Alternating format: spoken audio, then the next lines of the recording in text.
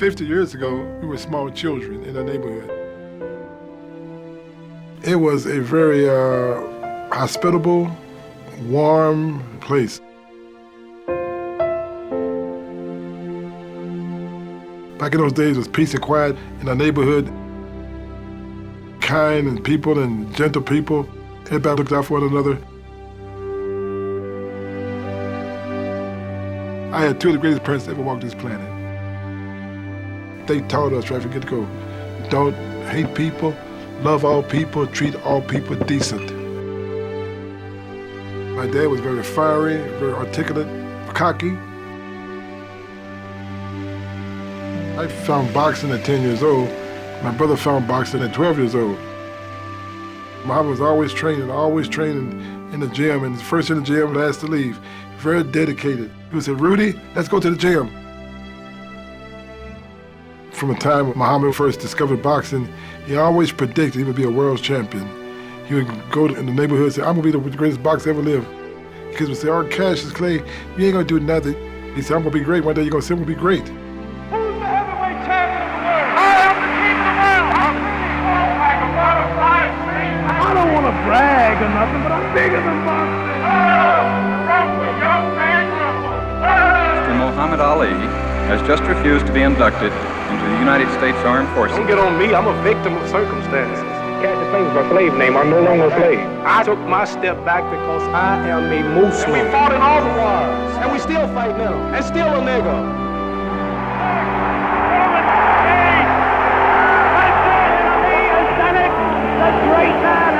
One more time. Who's the champ of the world?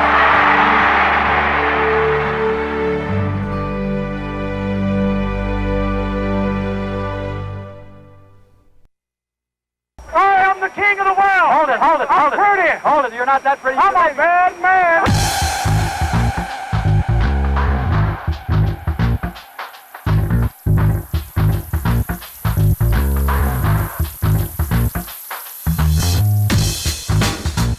He was a man of the people who was comfortable with all people. He had this quality where you immediately thought that you knew him and he was part of you. He could get up and say the most provocative thing and then sit around and hug babies and walk through the poorest areas. Yes, I'm awful serious. Give me a nice serious look. You can't compare anybody to Muhammad. Forget it. It's an injustice when you try to say this guy was like Muhammad. What do you do if you lose a fight? Leave the country because I've helped too much to come back. Ali in the 60s became a figure that transcended boxing, transcended sports, transcended America. Why am I going to go to Vietnam? No Viet Cong ever called me a nigger. He was just an example of black manhood at a time when we had to do a lot of stooping. My goal was to buck the establishment and be just what they didn't want me to be, what we call a bad nigger. It would be tragic to just remember Ali as a fighter. He was from Kentucky, sounded like a Kentucky kid. He remained that, I think. No matter what other mutations he went into, he was always a spokesperson for that boy from Kentucky.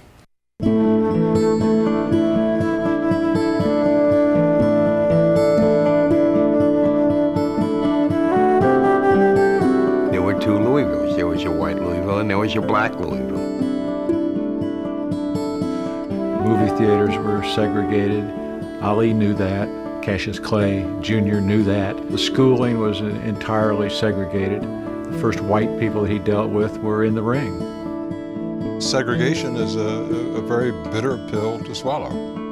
You are limited what your options are. You're limited where you can go. You're limited by your color. So Cassius Clay then grew up with all of that. His father was a very proud man.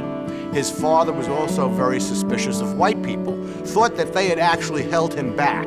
So Ali got those two things from his father, that arrogant sense that I can do anything, and yet on the other hand, mistrust of whites.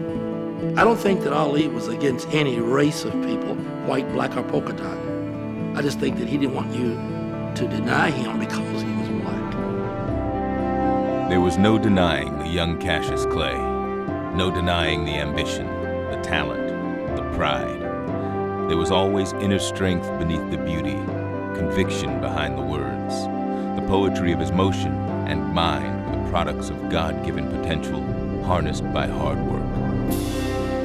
He took up boxing at age 12 and forged an extraordinary amateur career which brought him several Golden Glove and National AAU titles, all before his 18th birthday. And as the number of victories rose, so did the volume, the clarity, and the confidence of his voice. A lot of times I would have customers, and Muhammad would be in the waiting room sparring, you know, and I'm going to do this and I'm going to do that. Do I just sound like I'm quiet to you? As loud as I'm hollering, you call me quiet? And the guy said, he talks all the time. You always talking about what you going to do. I'm hollering loud because I can back up every word. I said, look, leave him alone, please. Don't tell him he talks too much. He doesn't talk enough. And I want everybody out there on TV to know it. I am the greatest. And that confidence, I can, I will, and I am. You know, you don't hear people talking like that. I just think that was just the way he was as a person. Ladies and gentlemen, this is Cassius Marcellus Clay. He's young, he's handsome, they know it. I'll never forget one night I said, that kid's got a lot of ability, but he talks so much that he'll never be anything. Well, you know, I missed that by a mile. It's something that he was born with. And it's something that as he grew older and became more confident, he developed and he nurtured to become the singular voice that he turned out to be, the Louisville Lip. But it was never merely lip service. Real wit and insight flowed out of the kid from Louisville, the most popular athlete among the Olympians to compete at the 1960 Games in Rome. He won the light heavyweight competition and then returned to the States with a gold medal around his neck, a wide smile on his face, and a world title in his sights. Well, my resolutions are to become the youngest heavyweight champion in history. That's nothing new to my fans. I predicted I'd be the heavyweight champion by the time I'm 21. I'm young, I'm handsome, I'm fast, I'm pretty, and can't possibly be beat. It's that confidence. It's the confidence. He took it to another level. A lot of people went to fights to see him get whipped. I'm as confident as I say, and I'm better than I say I am. I'm gunning for Floyd Patterson and Sonny Liston. And if they get in my way, I will annihilate them also. I'm gonna knock you out in this round.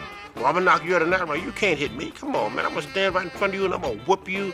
And he did it. I had 180 amateur fights, 22 professional fights, and I'm pretty as a girl. This was a black man saying this to a largely white audience. That was revolutionary then. Now it doesn't mean anything, but back then it was jaw-dropping to hear an athlete talk like that. He was building up this persona. Yeah, it was a gimmick, and he understood that he had to sell tickets. But he wanted to be different than any champion that ever lived. I'm a poet, I'm a prophet, I'm the resurrector, I'm the savior of the boxing world. If it wasn't for me, the game would be dead. Ollie's 65 is presented by K Jewelers. Every kiss begins with K. In each man's life, I think in boxing, you get two certain individuals that really make music together. And to make music together is to bring the best out of a fighter. Now, him and I have jived together from the first day we met. This kid was a very special kid. This kid used to hop behind buses to get to the gym. Gym was his stage. First guy in the gym, last guy to leave. I made him feel he did everything. I wouldn't give a direct thing. You do it. He wouldn't have done it. You know what I mean? He'd reject that. We wouldn't have been together 2 days. I wasn't attracted, I'll be honest with you. In fact, the kid told me one time, he says, how come you never approach me? He was too jumping around, too flighty, pulling, jerking. That got better as we went along. Nobody ever trained Muhammad Ali. Once he left the Fifth Street gym, he trained himself. He decided how many rounds he was going to box. He decided what he was going to do. Angelo, Muhammad didn't pay much attention to him. Muhammad knew what he wanted to do. He wanted to be pretty. He wanted to be flashy. Joe Louis, Sonny Liston, they were called face fighters. Face fighters just come to you. They just followed you. They followed bang, bang, bang. Ali says, no, I'm going to hit you and you're not going to hit me back. It's like a dance. It's like poetry, and yet it's quite violent. Genius can't be taught. Inspired, improvisational, unique, Ali's boxing was an abstract notion of the sweet science come to life. But his gifts weren't only limited to the lightness in his feet, the lightning speed in his hands, or the radar-like reflexes that kept him out of harm's way. He was also an artist at self-promotion and at playing the press for his own purposes. Before Muhammad, fighters didn't talk. Muhammad was the first guy that talked. You talked to the superstar. I made my guy talk from the beginning. He was the greatest interview in the world. You couldn't come away with a bad story. What do you have to say? You didn't even shake my hand. What are you going to do about that? Now you must fall. There were very few interviews. There were monologues.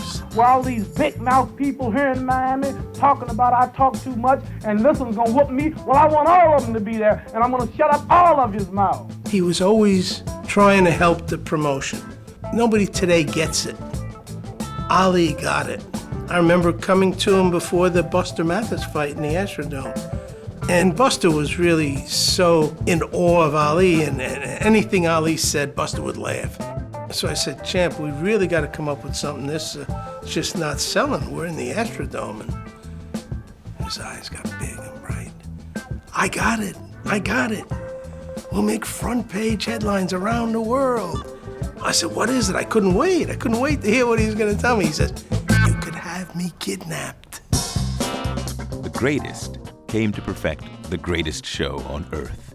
It was pure theater, a performance, but not entirely a put-on. He was, after all, just being himself, the part of him at least that loved to act the fool, have fun, and get laughs. And it was never more apparent than in the lead-up to his very first title bout with Sonny Liston, when the defending champion seriously questioned the young challenger's sanity.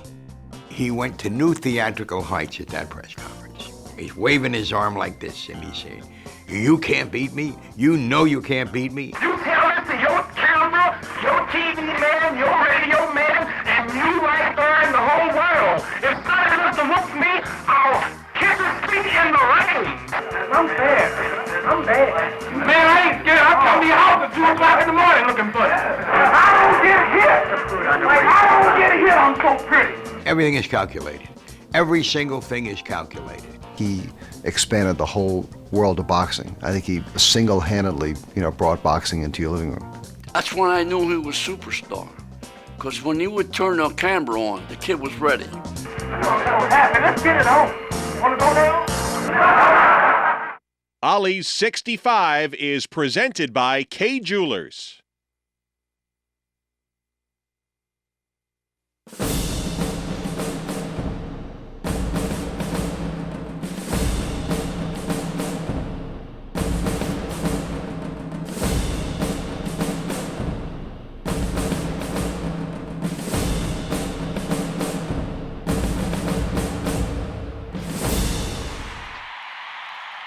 Sonny Liston was not a good fighter. Sonny Liston was a great fighter. He was a great fighter.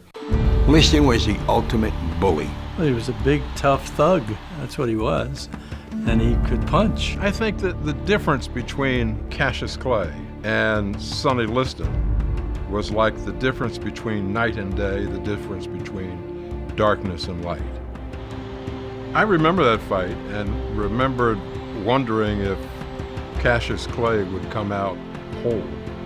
Never occurred to me that he could beat Sonny Liston. Certain fighters could beat certain fighters. I knew Muhammad could beat 10 Listons. The quickness, the agility. My kid knew he could beat Liston. I knew he could beat. Nobody believed us. The plan of battle is obvious from the start. The challenger will move to both sides, but primarily clockwise to avoid the champion's best punch. Liston had a tremendous jab. It was like a tree trunk. If he hit you, you're in deep trouble. When Liston corners Clay, the challenger plays the ropes. Clay's jab bothers Liston's timing. Clay now sets the pace. And left hook is Clay's best punch up to this point. this is what my kid did. He leaned over, nailed him with the right hand. That was all stuff we worked on. This was the combination that split the skin under Liston's left eye. Liston had been cut. It was a no significant cut. But Liston wasn't used to seeing his own blood. And he sat on that stool, and that was it. He was not coming out. Liston could not continue. Winner by a TKO in the 7th round, Cassius Clay. People didn't really look at Liston because we were so busy looking at the court jester. He was running around the ring. I fooled you, and you, and you, and you, and you said I couldn't, and I, blah, blah, blah, blah. And remember something else during this whole tirade. Never said Muslim, never said Nation of Islam, never said Honorable Elijah Muhammad. That comes the next day. He can't go one round. He might get him in two. He pulls his hands back. He holds his hands too low. While I'm still pretty. I want him so bad he had to go to the hospital, and I'm still pretty. What you gonna say about that, huh? The excitement of winning it, and I felt he could win it, was a tremendous feeling, naturally, because you're part of it. I think the American public found out this kid was for real. The crowd couldn't hurt him. The crowd couldn't even get a good lick on the hurt him. Put him in the hospital. He's never been stopped. He's never been whooped. Oh, I'm so grateful. Oh, it sure shocked the world. That's what he said. I shocked the world. It established his credentials as one, a boxer, two, a puncher, and three, a dancer. I mean, there'd never been a heavyweight like Muhammad Ali.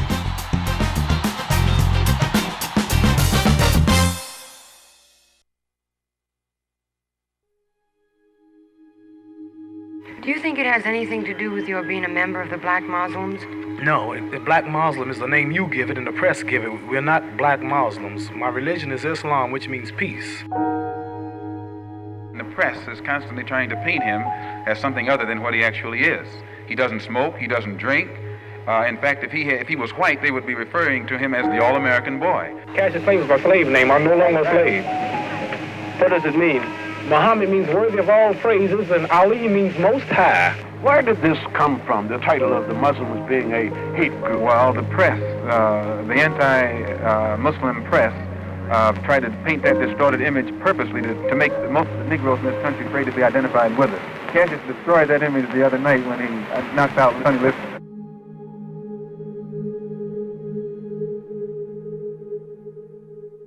There was one thing they didn't have and they desperately wanted.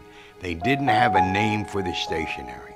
And when he walked in the next day after he won the title, he was a spokesman. I'm asking you in a nice way. The world is watching, and I want you to respect it, and I would like for you to call me by my name now. Muhammad Ali. He didn't want to be Muhammad Ali, first of all, with the name. He wanted to be Cassius X. You know, he took the name because Elijah kind of insisted that he take the name. I certainly think that the Nation of Islam used Muhammad Ali, but I would definitely say that he was not a puppet. He was the most visible person they had. Until they got Muhammad Ali, it was Malcolm X. If the government can't defend us, what should we do? If the government doesn't want us to pick up a rifle, then defend us. Malcolm X at the time was in a political struggle with Elijah Muhammad, basically for control of the Nation of Islam. To drive a wedge between Ali and Malcolm X, Elijah Muhammad gave him the honorific name Muhammad Ali.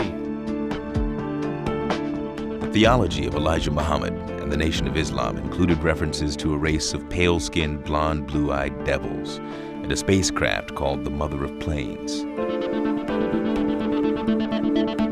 However, the nation's gospel appealed to Malcolm X and to his ideological protege, Muhammad Ali, not for its mythology, but for the principle of black pride it embraced. My father was convinced that our people was believing under a psychology that depicted themselves and degraded themselves. And they thought that they was less than white people. The Nation of Islam was a fringe group, considered by most people in a middle-class black community to be not just on the edge, but off the edge. To gain recruits, to become legitimatized, what's better than to have the most famous man in the world walking around saying, I'm a member of the Nation of Islam. Ali vehemently and at times violently defended his right to adopt his chosen religion and newly given name. Opponents who called him Clay, refusing to acknowledge him as Ali, endured more than his stinging punches in the ring. They also felt his wrath. Why do you want to say Cassius Clay when Howard Cosell and everybody is calling you Muhammad Ali? Now why you gotta be the one of all people whose color to keep saying Cassius Clay? Boastful, loud, arrogant. That was just him. Why don't you call me my name, man? Well, what's your name? My name is Muhammad Ali, and you will announce it right there in the center of that ring after the fight if you don't do it now. There was no mercy in Ali. You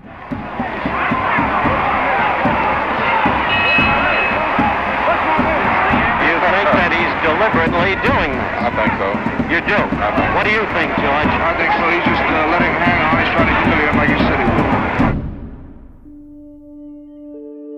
In some of those fights against Ernie Terrell, against Floyd Patterson, where he taunted them and when he just laid it on them and said, what's my name, what's my name? You know, that sort of, it turned off people who even liked him because there was this cruel streak that at times did run through Ali. It was not a pretty time in his life. Through the 60s was not the Muhammad Ali that we knew. He was a mean-spirited man who often went out of his way to seem to want to make enemies. There is no inconsistency in him. Muhammad Ali became many things over the years because that's what Muhammad wanted to become.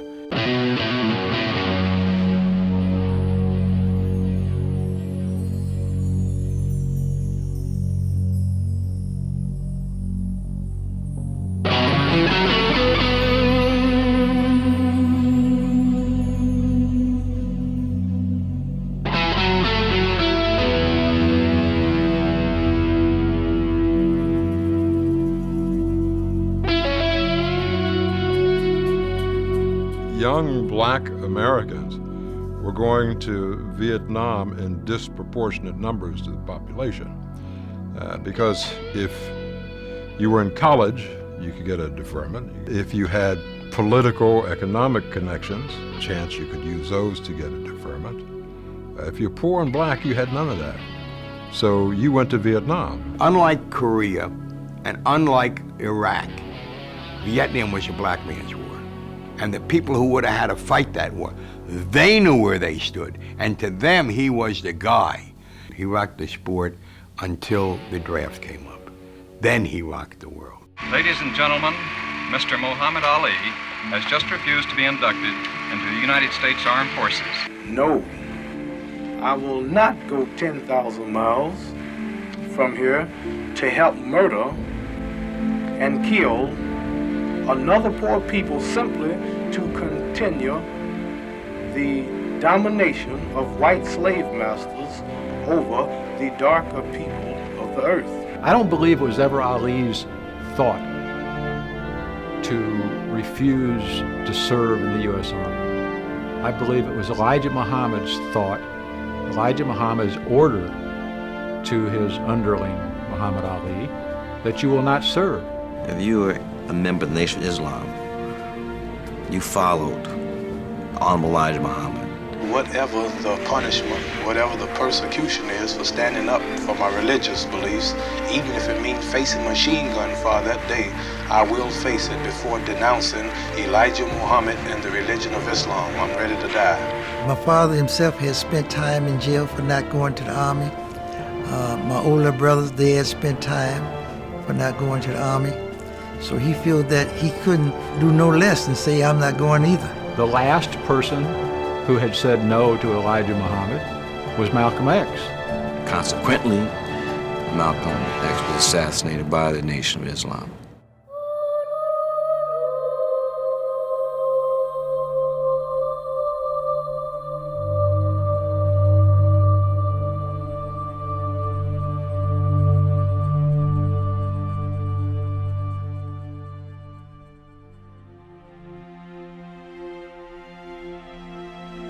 Ali was never a tool of anybody.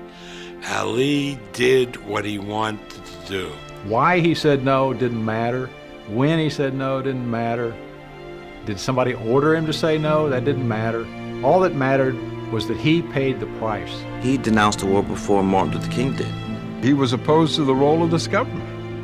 And he was willing to stand up and take whatever consequences. And the consequences for him were devastating. Immediately, his license was suspended. He couldn't fight anywhere. His passport was taken up. He couldn't leave the country. He was wonderful because he could be anything that your mind chose to make him. If you were against the Vietnam War, Muhammad Ali. If you were for the Vietnam War, you can't let this son of a bitch do this. He was one of the most hated men in America, and mostly by white America. How do you think the national security, whatever it was you said would be, if every boy decided to run to Canada like all the white boys are doing? I haven't left the country. I'm just one man out of thousands of whites who are doing worse than I have ever done. And I'm only doing it legally. If you can show me how my going to Vietnam will help 12 million of my people, you wouldn't have to draft me. I'd go tomorrow morning. He gave voice to Black Americans' belief that they were important, that they were somebody. I can't recognize the fact that it's color when my head is busted, and here I am, the heavyweight champ of the whole world, and I see Joe Namath with a bad knee. He got out of the Army, and every time I look up, he's throwing touchdowns. I can't help from saying it's color. Don't get on me. I'm a victim of circumstances. No black man had ever dared say that out loud, and yet here was the most famous black man in America saying it out loud and refusing, absolutely refusing to ever shut up. Your religion tells you not to kill, but you will kill. Because what? Because you're giving up what your religion teach you. I'm not giving up my God for no government. I think Ali came along at a time of revolutionary change in this country. Prior to that period, there was a sense of the government was right, and people rarely spoke out in force against the government. But there was a growing anti-war movement in this country. And to a lot of people in this country, Muhammad Ali was a hero. Ali 65, honoring Muhammad Ali's 65th birthday, is presented by Kay Jewelers.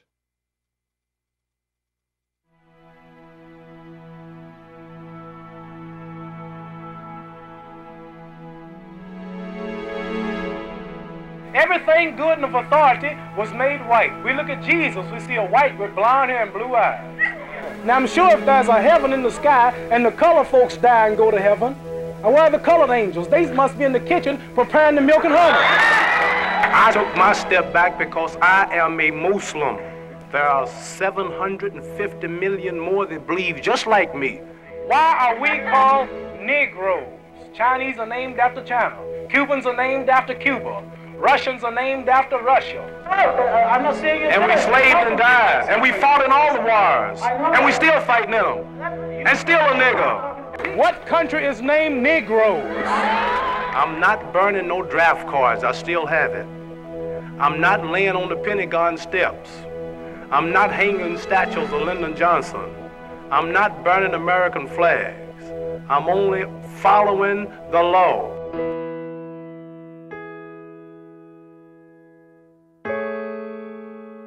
His title stripped, his stage gone, the outlet for his art form taken, Ali the man replaced Ali the boxer. In speeches on college campuses around the country, he still danced, but with words. He still jabbed, but at the government. He still floated, he still stung, he still performed, but as philosopher on a pulpit, not as fighter in the ring. It was no longer the athletic Ali that mattered.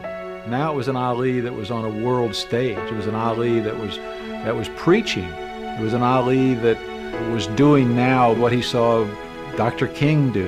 It was an Ali that had a platform and was willing to go out there and make it real. During the exile at Jersey City State, he's talking and somebody shouts from the balcony, "I'll take your place in the Army for $1,000. And he yells back to the guy, no, brother, your life's worth a lot more than $1,000. I am bigger than boxers. I am bigger than all the champions put together. I'm bigger than the Super Bowl, the Rose Bowl, the Kentucky Derby, the National 500. When I go, the world, truly, the world listens. When Ali said no to the war, he became a symbol for those people who weren't interested in boxing but were opposed to the war, who weren't interested in a fighter but were opposed to the method, and some would say the madness, of this government. It has been said that I have two alternatives.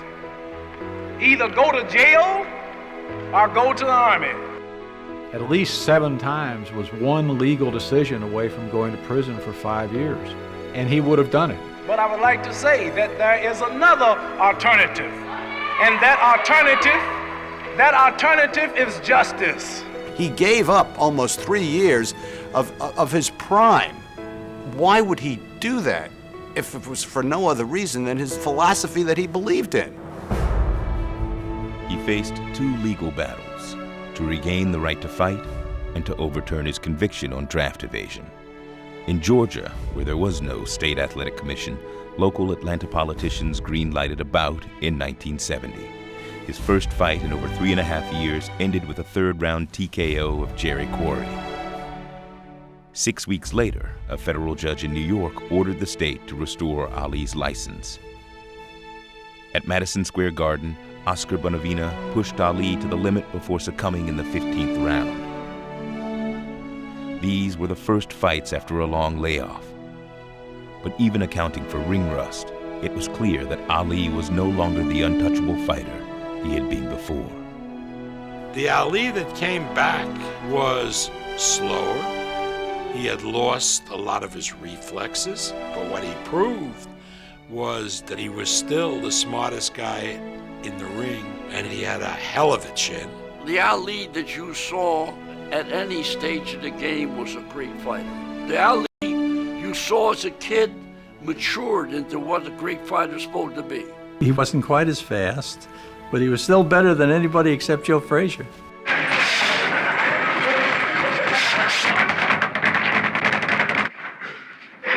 Pull your head and punch in the body. That's it. Damn, get out of there, man.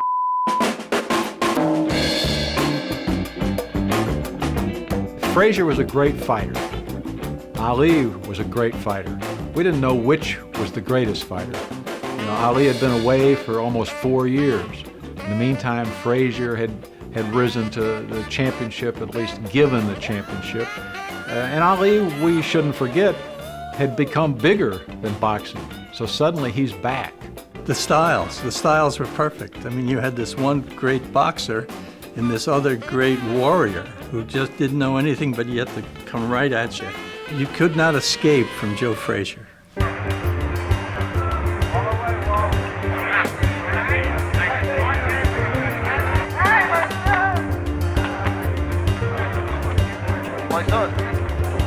The photographer at the fight was Frank Sinatra. Burt Lancaster was part of the broadcast team. Everybody who was anybody wanted to be there. This was a great show. It's the biggest boxing spectacle. We've never had anything like it since or before. This was to be more than a boxing match. It would be a celestial event, a collision of opposing forces made more distinct by Ali himself. He capitalized on the incendiary tenor of the times to promote the fight of the century. Everything stopped. Everything stopped. There was headlines in every paper. And it also became a clash of the cultures because people of a certain political persuasion, we call them conservatives now, I guess, they embraced Frazier. And the liberals and the black people were all for Ali. Ali created that polarization just by his press conferences. Everything he said leading up to the fight was designed to create this division of people. Either you're for me or you're against me. And if you're a black person, you're for me. Only white people, only the Ku Klux Klan, he even said at one point, is for Joe Frazier. Like a butterfly, sting like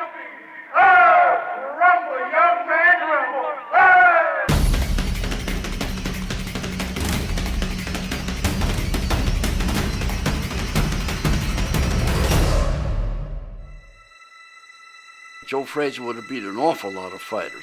The only guy out there with a lick Joe was my guy, style-wise. He boxed, moved, speed. And then my guy, if he kept him in the middle, there would have been no contest.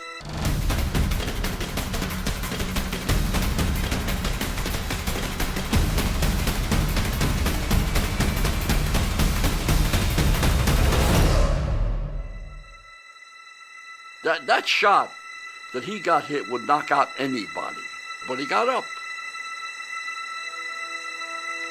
The winner by unanimous decision and still heavyweight champion of the world, Joe Frazier. One time in my life, I didn't know what to write, and that was that night, because I had no idea that Muhammad Ali could lose. When the decision was announced, I was stunned. He lost that fight. He really lost that fight. That left hook that put him down sealed it. As you see my face, there's one bruise here because of some awkward punches. But if you look at me, out of that rough fight with Joe Frazier, you notice you don't see one scratch. If you just hide the bump, hide the bruise here, you see not one thing happen in that fight. He found in Joe Frazier a perfect foil, the tireless foe who forced Ali to the outer reaches of his skill and stamina. But as fate would have it, Ali could not regain the heavyweight title by fighting Frazier again. For that, he'd have to travel as far from Louisville as he'd ever been, on a long journey home. Ali's 65 is presented by K Jewelers. Every kiss begins with K. When we got to Zaire, Africa, it was late at night and we got off the airplane.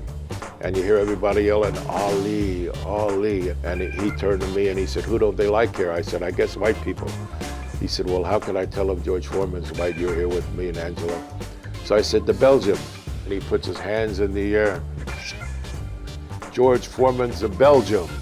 And they start yelling, Ali Boumaye, Ali Boumaye.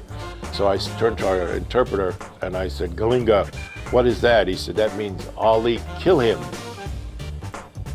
And then the Belgians used to put the dogs on the people in Africa. The Belgians controlled it.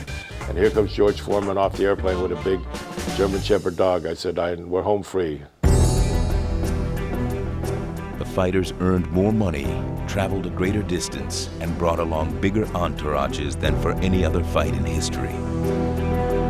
But the rumble in the jungle was above all else a testament to Ali's transcendence, beyond boxing, beyond borders.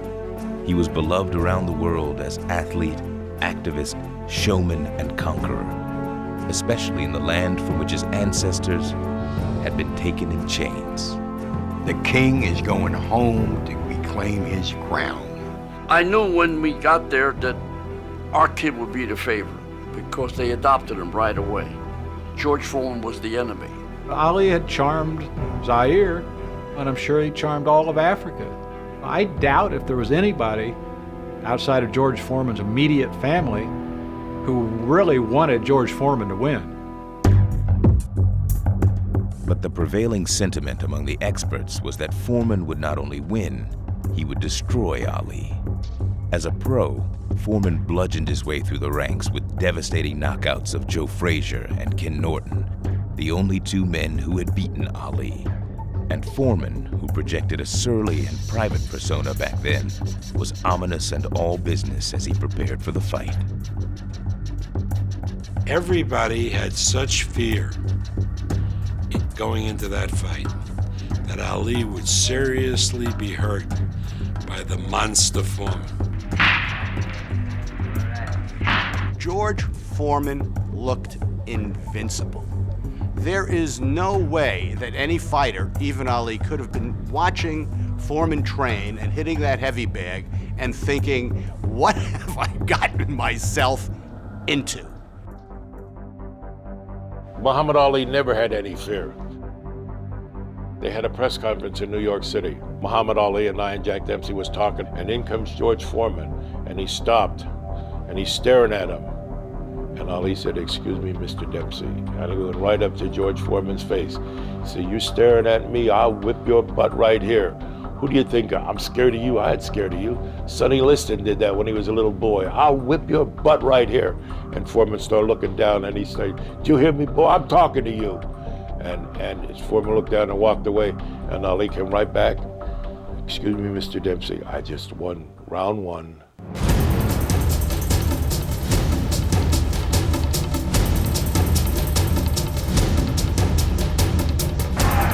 Dundee screaming from the corner, "Ali, get off those ropes." But Ali continues to talk to Foreman. The corner was shouting at him to get off the ropes. I think that when people suggest that rope-a-dope was deeply premeditated, they're actually insulting or belittling what Ali did, because it was a marvelous, spontaneous solution to a very serious problem. I hit him in the butt, for God's sake, when he was around my corner. I smacked him. "Get the heck out of there. Stay in the middle. Get away from there.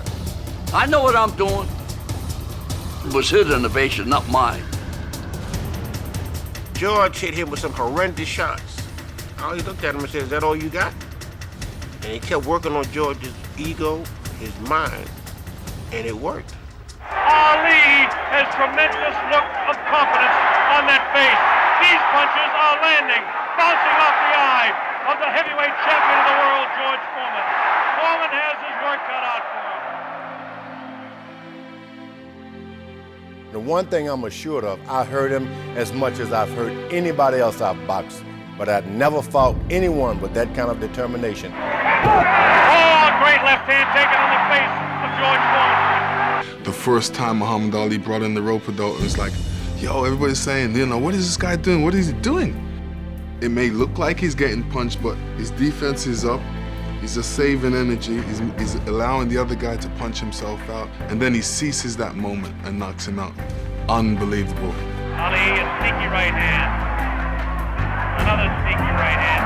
This time he works over the shoulder of Foreman. What he did was more than courageous. It was a step beyond. It was like he was sacrificing himself. You could see a fella saying, if I fall, people fall with me. Muhammad Ali was thinking, I cannot let people fall tonight. The Foreman fight really changed everything. It changed everybody's perception of him and everything else. Beating Foreman, that's what made him a hero. It was more than a sporting event. It was a triumph over an unfair persecution of him. It was politics of the Vietnam War, the culture of an African American winning in Africa. It was an epic moment because it meant so much on so many different levels.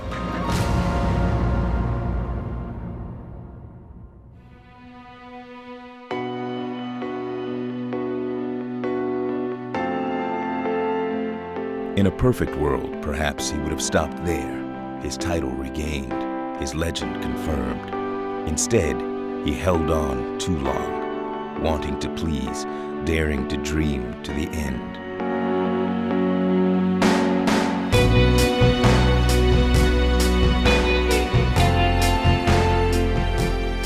Were it not for the fact that he's lived it for 65 years, his life would seem an allegory, a folktale, to be told around dinner tables, in classrooms, as a bedtime story about how one man shook up the world by throwing punches and remaining true to his principles. That's part of the legacy of Muhammad Ali. He refused to separate his role and responsibility as a citizen of the world from all of the riches that this society was giving him for his athletic talent. Why have the profile if you're not going to do something positive with it? There's so much money being made today that most athletes aren't going to jeopardize all the money they can make. Muhammad Ali never cared about money. He cared about principle, he cared about things he believed in. And today, it's an easy thing to say, but I'm afraid it's true, that nobody believes in anything. What you speak out comes from what's within. You don't have athletes that have the core beliefs and values and sense of sacrifice Ali had. If he was healthy today and young, and they called him for the draft to go to Iraq, he would say the same thing today. Every day he transcends his life, and his life is going around and round again. I look at Ali now, and I see a man who's quiet, but he has a twinkle in his eye, as if it ain't so bad being quiet. He's not obliged to mouth off anymore. And I think he maybe enjoy being quiet more than we think. You know? He said it. He said it. Why should he say it again?